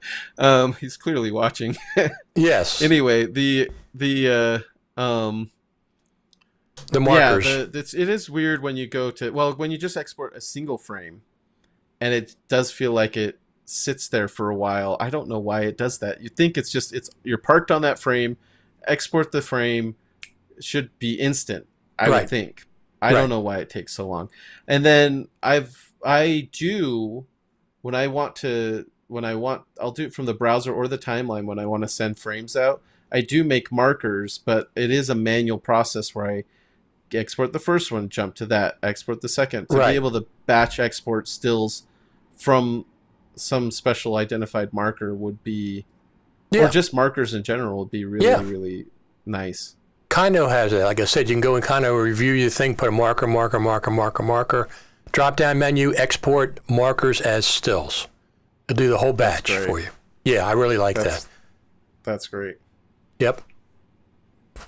So I think we're going to see 10.6 in 2021. I think along with the MacBook Pro, the M1X, that they had the keywords in the video that somebody discovered. I never would have thought about looking in there, but there they were. It said M1X, MacBook Pro, and M1X as keywords for their keynote. So there were strong rumors before the event that they were definitely going to announce that. Multiple people, not just one. That's correct. I have to say on a personal level, the fact that John Prosser, who was the main source of that information, had to put out, I did watch his video where he had to say, I was wrong. I don't know why, but I have to, have egg on my face and I have to eat whatever. I enjoyed watching that. I liked when leakers were wrong. But when I saw that announcement that it was, in the keywords, it made me wonder if they were set to go, or they were thinking they're going to be ready and then they weren't. Yeah, I think that's what happened. The only thing I know is like the iMac, for example. I'm trying to order one. In fact, I could call up again, but they were saying like last week when I called up the ExpertCom, it's a local Apple reseller, right? And they said it would be 3 to 6 weeks. So and we've heard that there's shortages on chip supplies, on computer chips, right? And of course, Apple makes their own through TSMC, I think is their manufacturer or something that I've read about. But I wonder if shortages and just delays on shipping and all the stuff, that supply issues that we're seeing as the world kind of gets revved up again, they're getting these kind of growing pains of trying to get everything out again. And I wonder if that's what delayed the manufacturing of the new machines. And hopefully by the end of the year, maybe in time for the Creative Summit, we'll get to see M1X MacBook Pros. It'd be really funny if it was the Creative Summit, because in 2016 they announced the sort of current design of the MacBook Pro. I mean, I don't know, the 16-inch came out since, but with just the 4 Thunderbolt 3 ports. And it'd be really funny if we had another Creative Summit in 2021, 5 years later, where they're like, oh, guess what? We brought back, SD card slots and HDMI ports and a MagSafe, and, all the stuff that you were mad about 5 years ago that we took away. Back to the future, somebody said. Yeah, turns out we need to put that stuff back. Which is, like I said, just the rumors. I think would be really cool. It will be cool, but they got to the point of diminishing returns, like with the thinness of stuff. Both the MacBook, their iPhones are now thicker than they used to be. The MacBooks are now thicker than they kept getting thinner. Then they say, wait a minute, we're eliminating too much stuff in order to get that thinness. Let's go back and put some of this stuff back. The Mac Pro.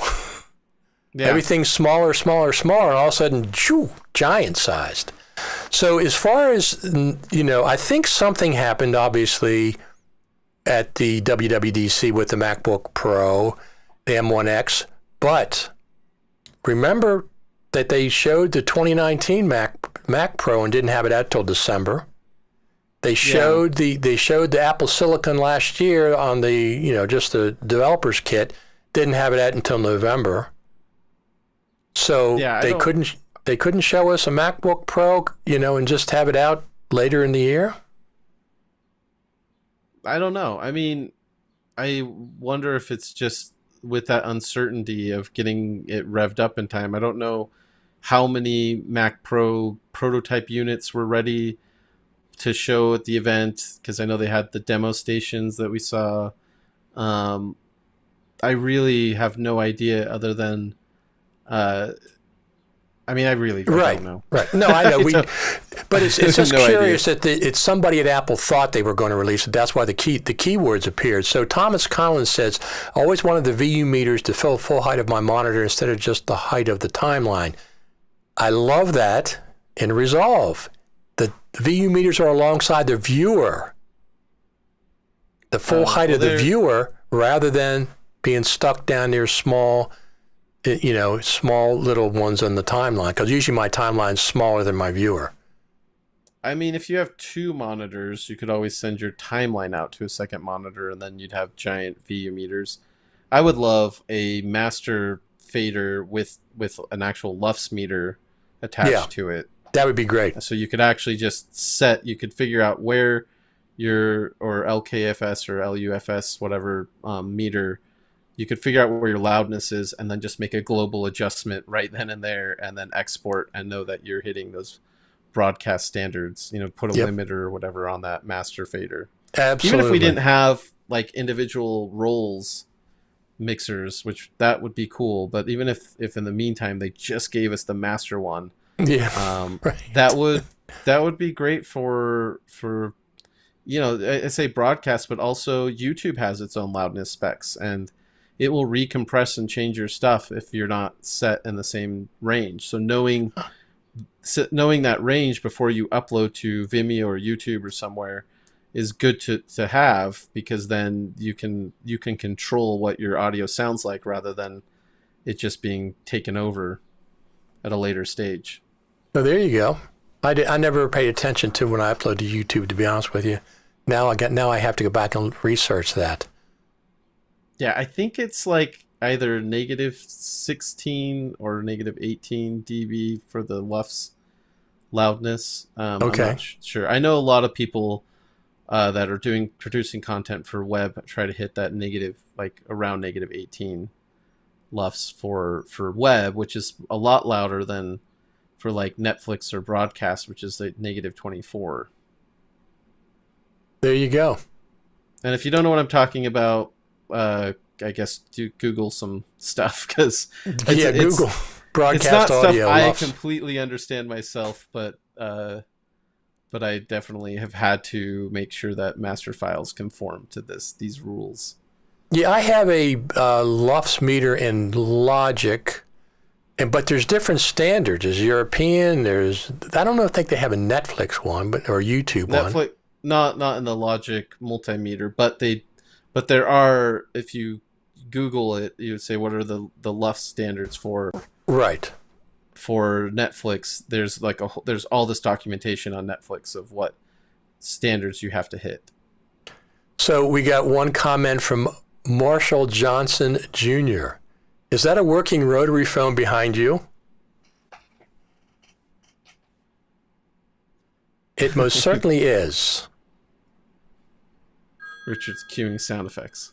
There you go.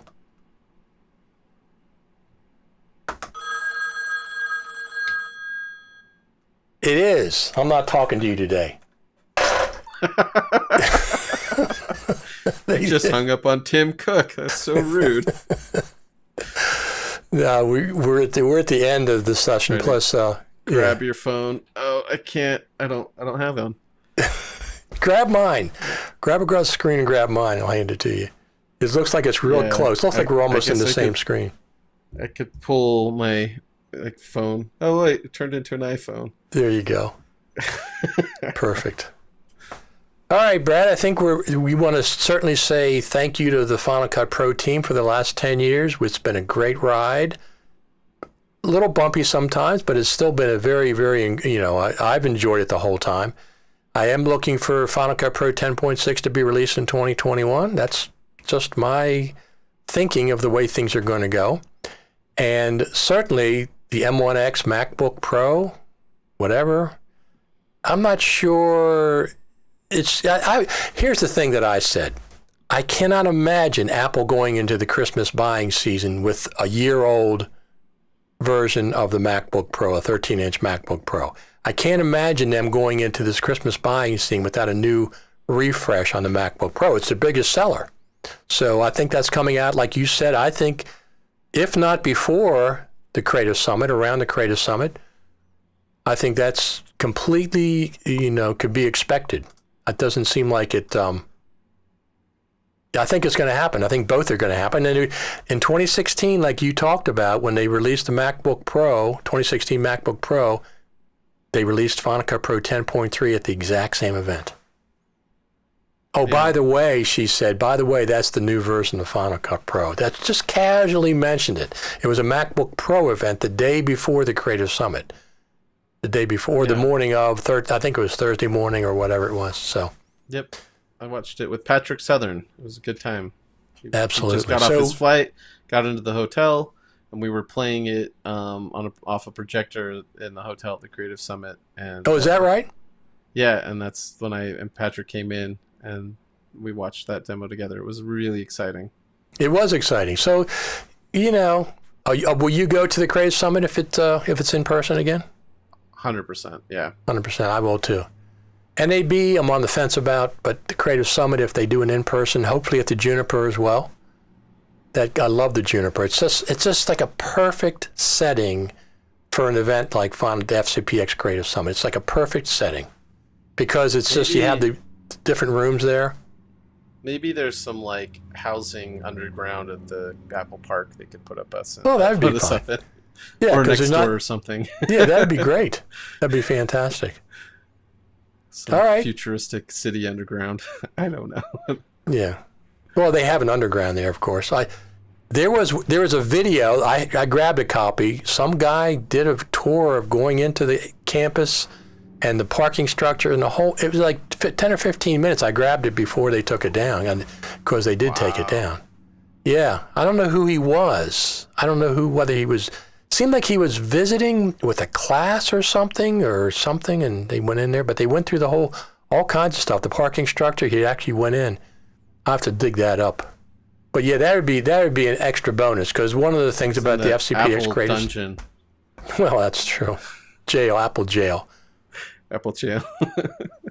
Absolutely. This has been a lot of fun today, as usual. I appreciate you coming on. And I wasn't sure if you knew about Michael Yanovich or not. When I first asked him to come on and I told him who else was going to be on, he goes, who is... It was somebody else. I had somebody else in consideration. He didn't know them. And he didn't know Serena, and Serena didn't know him. I didn't realize that because they were both at the summit, so I didn't realize they didn't know each other. So there's 200 people there, or 150 or whatever. So yeah. it's a lot of people to talk to. But I definitely know Yanovich. When he was asking questions on Facebook, I was one of the people who often would give him some feedback and help along the way. And then we would meet. I think we first met at NAB and chatted there, and then and have been friends since. So yep. Well, we had a good time, everybody. Thanks to the Final Cut Pro team. Happy birthday, Final Cut Pro 10th birthday. So let's get 10.6 out, or if you're going to do Final Cut Pro 11, whatever the heck you're going to do, let's get it out this year. With the new MacBook, the new M1X MacBook, I can't wait to get my hands on that thing. I know it's going to cost a fortune, but that's all right. It'll have to be. Maybe I'll bring it up here and take my Mac Pro and put it down in the studio. Maybe. Anything else? I'll definitely upgrade to a MacBook Pro M1X if that comes out. Yep. I'd love to have some of those ports back. And HDMI. And, of course, and Apple Silicon. You know, I think it'd be great to see what performance we could get in Final Cut from that. No, absolutely. I was looking again today at the release notes, and 10.5 is like little things, mainly about it didn't even say compatibility with Apple Silicon. It said it improved the performance of Apple Silicon.